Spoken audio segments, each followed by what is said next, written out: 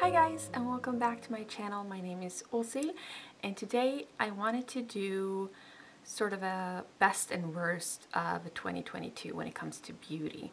Now, I'm not a huge YouTuber. I don't purchase new makeup all the time, so I decided for this year I'm not going to do a whole list going through every single category because I don't feel like I don't have new favorites within every category.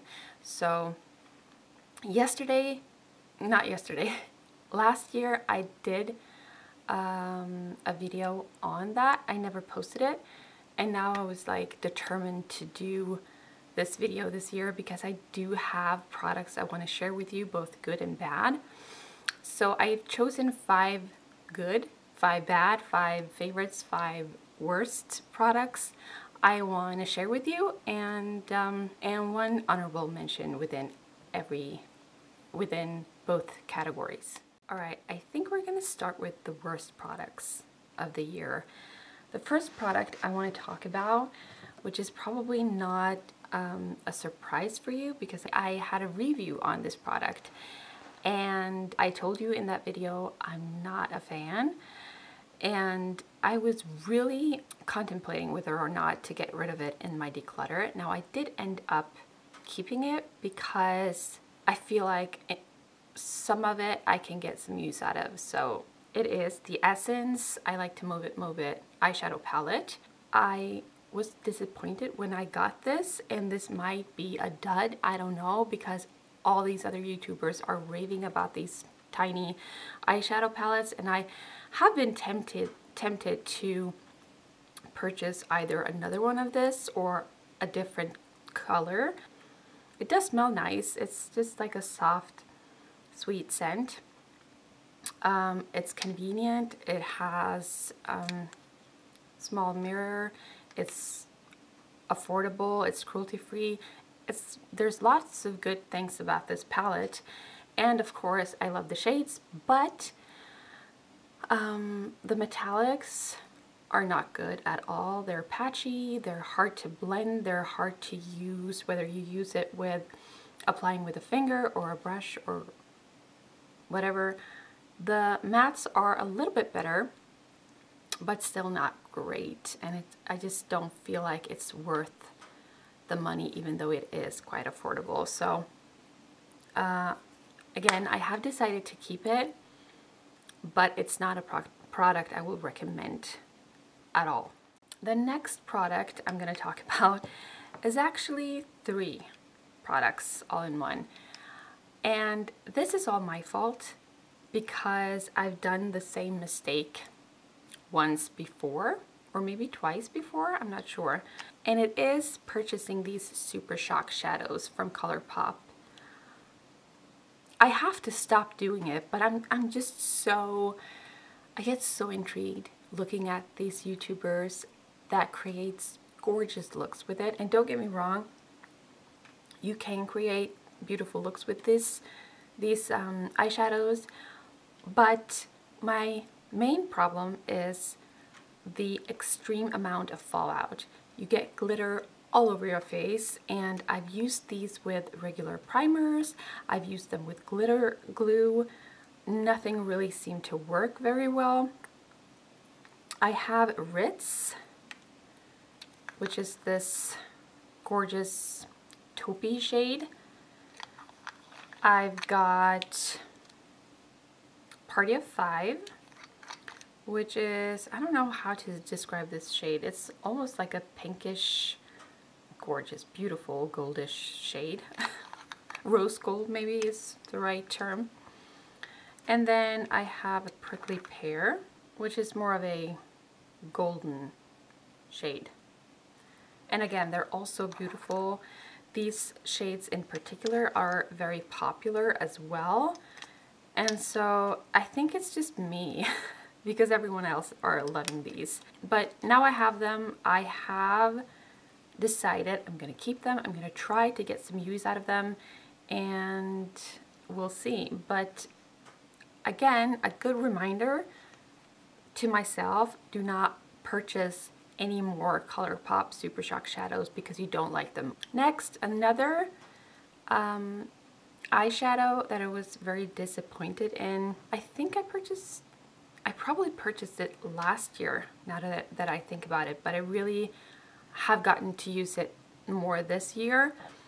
And it's the Charlotte Tilbury Eyes to Mesmerize in Pillow Talk. I have heard that the shade Oyster Pearl is better, but this shade is nothing to write home about. It's just not worth the money. This is a very expensive eyeshadow. It's not like it's a bad product by any means. It's a good cream eyeshadow, and it has a good consistency. You know, the formula is very well, it doesn't crease. It's a good eyeshadow. It's just boring. It doesn't give me that extra joy of using it. And especially when you have that price tag in the back of your mind, I feel like I just wish that this was something I was more eager and excited to use. I've just kept it in my everyday makeup just to make sure I use it like at least once a month, because I'm really forcing myself to use it. At least now that I have a lot of beautiful eyeshadows. I'm actually trying my Atlantis palette from W7 today, my newest palette, and I did enjoy the tone, but I had to work a little bit more with the shades. I guess that's what comes with cheaper eyeshadows.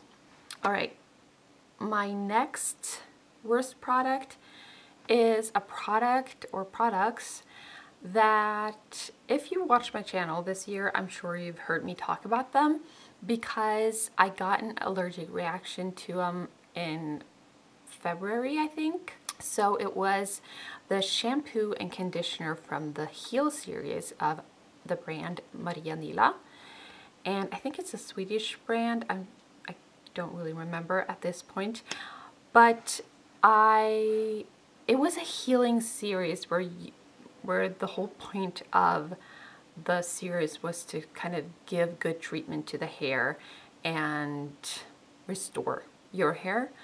And so I didn't think too much about it.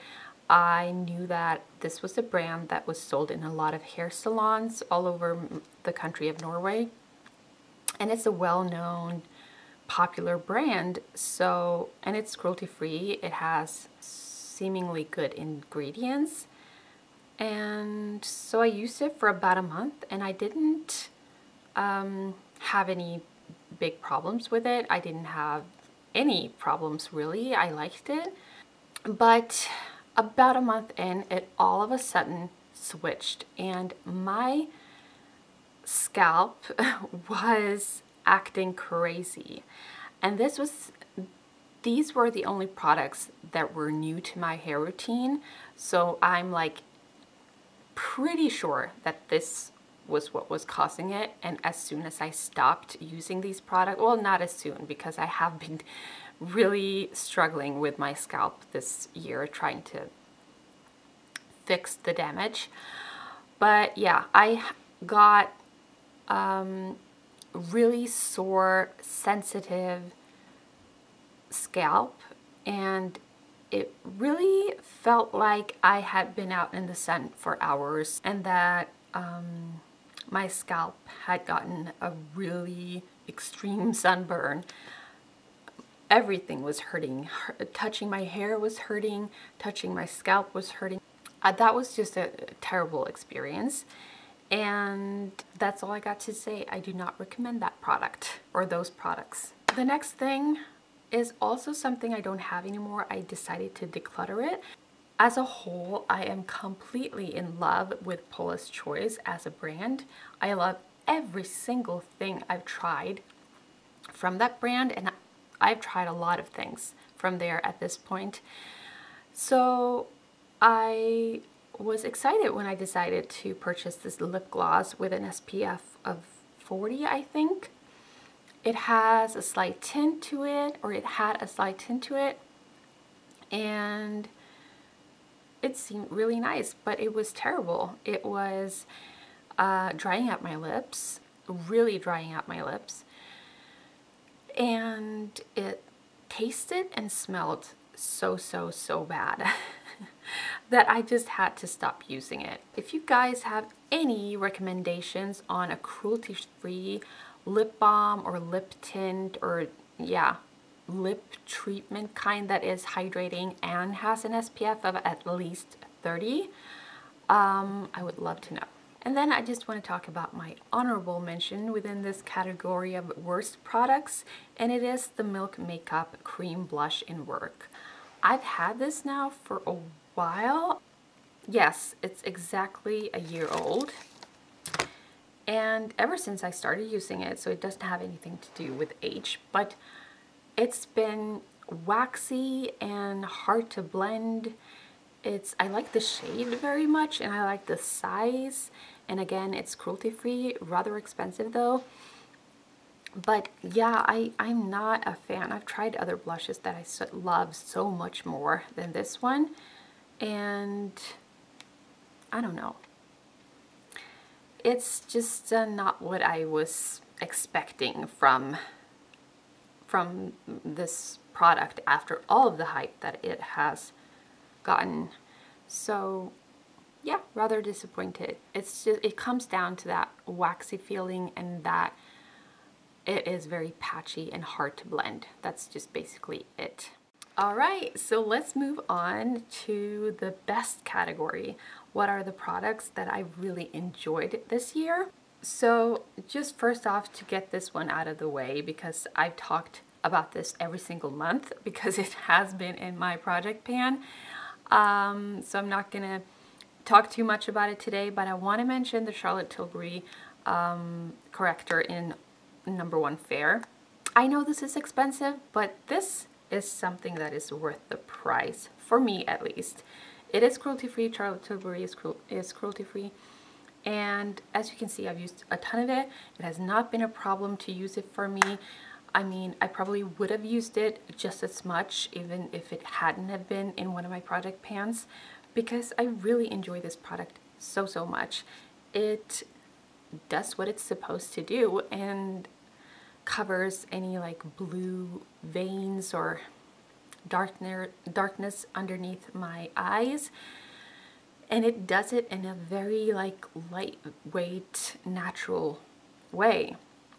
It doesn't crease. It just looks really nice, I think. And I can use it on its own without a concealer on top, but I do prefer to apply a concealer on top. So yeah, that's my first favorite. Next is my Essence Lash Princess. This is the green version, the False Lash Effect Mascara. The very first time I tried it, I didn't like it at all. I thought it was terrible. It didn't do anything for my my lashes. I let it sit for about a week, and then I tried it again, and then I loved it. But I will say that it does smudge a little bit on my lashes, either on my lid or my under eyes. So I will say that I don't love that, but I do like the effect that it gives a lot. So this is probably, you know what, it's probably not my favorite mascara that I've tried this year, but because of the price, I would say that it is on top. And I will talk about the mascaras that I've used this year in my beauty empties. I'll probably do a video like that next year, or in the beginning of next year. Next is a product I don't have anymore because I managed to use it all the way up. It's the Albro Eyebrow Gel. It is the first brow gel that has turned me around on the matter of whether or not to use a brow gel altogether, because I have tried several brow gels in the past, and it's not like I don't like them, I just don't really see the point, because my brows, I think for bushier brows that has a lot more hair than me, I'm sure a brow gel or a brow wax is great, but for me that doesn't have many hairs. I don't see the point in using a brow gel. And even the ones I've tried that has fiber and are supposed to give you more fuller looking brows, I don't really see the effect.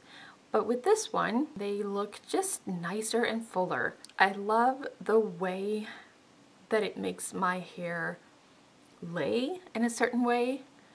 It sort of tames them in a natural way, not in like a waxy, glued on kind of way that is very popular now, and lots of people love that look, but I personally don't.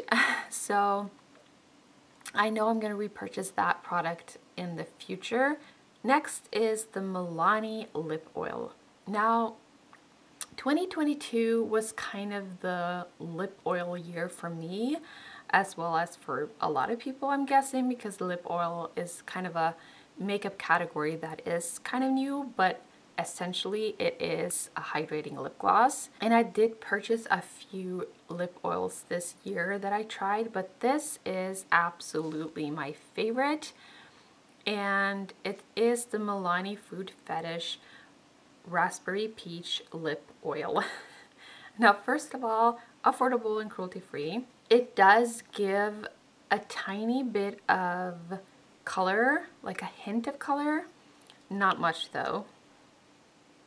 And it smells incredible, and it's so hydrating, and it looks just so nice on the lips, and I love, love, love this lip product. Absolutely love it, especially for the summertime. All right, lastly, I want to mention a perfume. This year has also been the year of perfume purchasing. I got so addicted to perfumes this year and last year, I would say. It has become a whole new interest for me.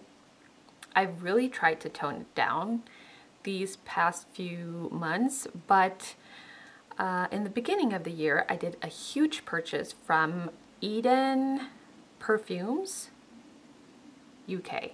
So mainly they do dupes of well-known popular perfumes, and they do them with perfume oils, and one of the ones that they have duped is the Baccarat Rouge 540 perfume that has been so popular this year. I've seen it all over YouTube, all over TikTok, and that is originally a very, very expensive perfume. I would never spend my money on the original, but I did purchase the copy of it, and I've already halfway down, and I'm now starting to save this because it is so amazing. This was a weird scent to me. Very strange smelling in the beginning, and at first I didn't really know how to feel about the scent. It wasn't like anything I've ever smelled, and now I can't stop smelling it. It's just so good. But yeah, very, very unique. The way it lingers on the skin, there's just something special with this perfume, and I'm really happy that the dupe is so good. And I will say I have never actually smelled the original, so I don't know if this is a good dupe. I just will say on its own, without having smelled the original, I think this is a good smelling perfume. So I know I'm gonna repurchase this one once I'm done with it. Honorable mention within this category is the Fenty Beauty What It Do Makeup Refreshing Spray. I love this thing.